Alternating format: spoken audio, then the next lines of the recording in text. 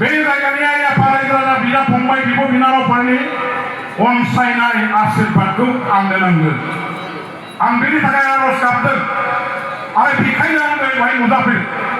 आंहा गोथौ फोथायनाय दं जायफोर बिटिआर खालामनाय जोंनि बिब' बिनानाव बिदा फंबाय रायजो राजाफोर दं नोंथांमोनहा दिनै जिहेतु हाग्रामा महिलारि बिथांखौ गोरबो गोसो जिउ होनानै अनो मोजां मोनो सिबियो मानियो पार्टीखौ अनो सिबियो अनसायो मोजां मोनो आरो लोगो लोगो दिनैहाय बे पार्टीनिनो जिहेतु आं सासे जायगानिनो बिदा फंबाय नोंथांमोननि गेजेराव देरबोनाय लावबोनाय खामानि मावनाय बे हिसाबै पार्टीखौ मोजां मोननायजों लोगोसे जायगानि बिदा फंबाय जायगानि गथ' हिसाबै निस्सय बे ओनसोलनि आइ आफा रायजोफोरा आंखौ अनसायनाय बोजबनानै लानायाव जेबो उसुबिदा गैया आख' फाख' जानाय नङा होननानै आंहा मोनसे फोथायनाय दं। आरो बे फोथायनाय बे बिश्वास आंनि गोसो गोरबोआव गोख्रोङै दंबायखायनो दिनैहाय आङो एबारनि बिसायख'थियाव बनरगाव ओनसोलनि आइ आफा रायजो राजाफोरनि मदद आशीर्बादजोंनो देरहासार जानानै बे ओनसोलनि आइ आफा रायजो राजाफोरखौ राजनितिनि फोथारनिफ्राय सिबिनो थाखाय दिनै आं दावहा फोथाराव ओंखारबोबाय। बे दावहा फोथाराव दिनै आं ओंखारबोबाय। दिनै नोंथांहा आंखौ मदद खालामनांगोन। राजनितियाव रायजोआनो राजा भटार आइ आफा रायजो राजाफ्रा अनसायाबा भट होआबा रावबो आं हारसिङै गाव हारसिङै देरहानानै रायजो राजानि मावनो सिबिनो हानाय राजनितिनि फोथाराव रावहाबो क्षमता गैया। आंनि आखायाव फैगोन क्षमताया आइ आफा रायजो राजा नोंथांमोननि आखायाव थानाय क्षमता आरो बे क्षमताखौ फैगौ 9 तारिख एप्रिलनि बिसायख'थियाव नांगौ भट होनानै आंनो नोंथांहा गथायना होनांगोन। आं बेनि थाखाय दिनै बेवहाय फैदों। सेक्टर गासैबो बाद होनानै नोंनो जिहेतु जोंनि ओरै फैबायबा जोंनि बनरगाव ओनसोलनि आइ आफा रायजो राजा दतमायाव जेसेबां गोग्लैदों ट्रेक्टरनो महर होआलासे नांगालाव रबिरामनि नामाव जों भट थुजोबगोन होननानै ट्रेक्टरनि नांगालनि मानसिफ्रा बुंखाजोब्बाय। एखेबारे स्पष्ट आगोलाव बुंबाय थाखायोमोन बिथांमोना जेब्ला नों ओरैहाय फैगोन सानजाहा जों गासिबो नोंनो भटखौ होजोबगोन। खायसेया होनदों पार्टीखौनो जों गारथायगोन आरो खायसेया होनना बुंबाय पार्टीखौ गाराबाबो भटखौ जों गासिबो नोंनो होजोबगोन। दा बिदिब्ला दिनै बनरगावनि मोनथाम प्राइमारि जोंहा बनरगाव अन्थाइबिल आफलागाव जेसेबां दं आरो दाथ' नुखाबाय नोंथांमोनहा गामि मा जागासिनो दं। इउपिपिएल खालामनाय हान्जानि नेताफ्रा खनि रायजो राजा बिथांमोनहा इउपिपिएलखौ जालदाब जुलदाब दोननानै बिपिएफआवनो फालो हाबनानै दा बयबो मदद होनो थाखाय बाहागो लाफैबाय। साफा सानै साथाम साब्रैया मानिबा खारनाव उसुबिदा दङ जानो हागौ नेता जाबाय माबा माबि जाबाय बे हिसाबै आख' फाखाव गोग्लैबाय। मोनबायावबो बिपिएफआनो देरहानो मा दतमायाव गसाइगाव दतमा क'क्राझार बावखुंग्रि क'क्राझार पाँचटाबो बिपिएफआ दा देरहाखाबा 15थायाव बिपिएफ आरो बिजेपिआ लोगो नांना गेलेदों। मोनब्रैयाव बिजेपि गेलेदों 11थायाव जों गेलेदों।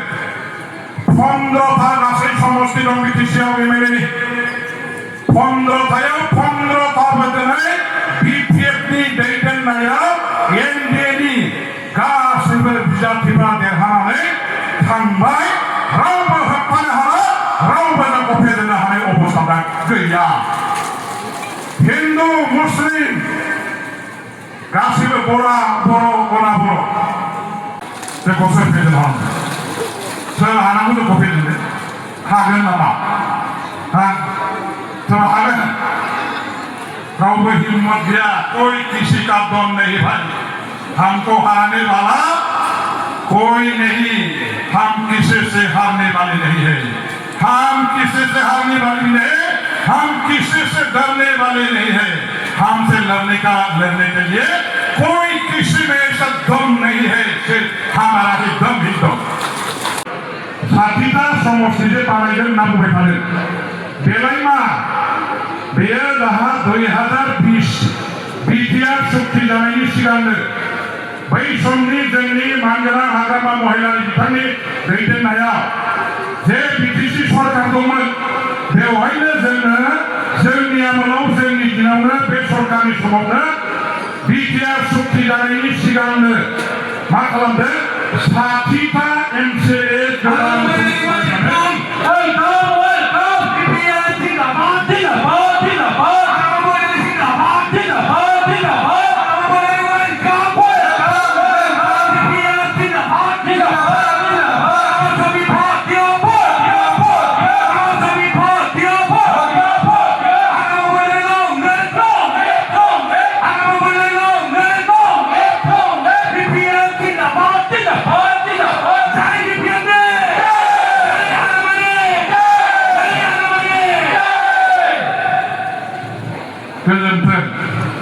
जोंनि दुलाराय आइ आफा रायजो-राजाफोरनि गेजेराव जोंनि बिटिसिनि चिफ बिटिआर दलनि आफादगिरि मानगोनां बिथां हाग्रामा महिलारिखौ आङो आइफोर आफाफोरनि जानानै डायासआव फरायबाय।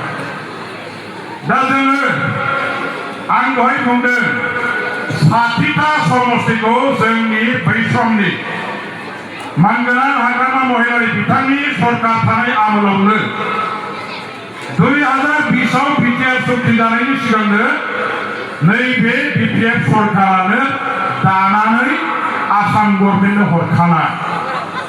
दा जों बे आसाम गभर्नमेन्टनो हरखानाय 20टा माने 60टा समष्टि 40टानिफ्राय बारायनानै 20टा बारायदेरनानै 60टा जाबाय। नटिफिकेशनल' होनांसिगौ आसाम गभर्नमेन्टआ एसे सारि नायनानै नटिफिकेशन होबानो जाबाय। बे जिनिसखौ नुनानै मिथिनानै बिटिआर सुक्तियाव सुक्ति खालामग्रा नेताफ्रा आसाम गभर्नमेन्टआबो खोन्थाबाय, नै बिटिआर सुक्ति खालामनायाव नोंसोर नैखौ नोजोर हो।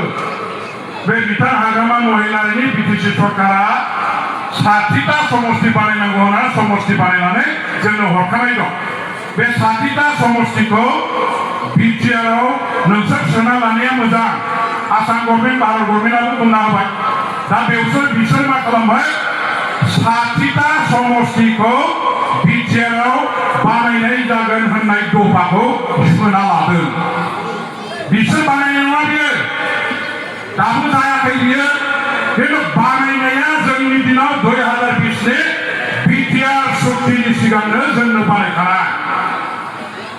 मानगोनां हाग्रामा महिलारि बिफाननि आमोलाव बानायखानाय।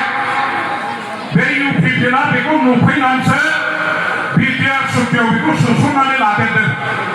बिटिआर सुक्तिखौ जेरैहाय 2003 सनाव जों बै समनि दुलाराय बर' फरायसा आफाद BPSC आफाद आरो BLTनि दैदेननायाव जे मोनसे 6 सिजननि बिटिसिखौ दाना लाबोखादोंमोन, बे एखे 6 सिजन बिटिसिखौनो बिसोर नाम सोलायनानै बिटिआर बानायदों। गारलिन गारलांखौ दाखालाम, थांहां फैहांखौ दाखालाम। गोबां जोंनि UPPN खालामग्रा मानसिफ्रा BPFआव फैबाय आरो बिथांमोनहा माबा माबि साननानै हरै जाफिननाङा। बेयाव थाबाय था, जों नायगोन, जों खालामगोन, जों बयनोबो सुबिदा होगोन। रावखौबो जों अयनाय खालामा, रावखौबो अयनाय खालामा।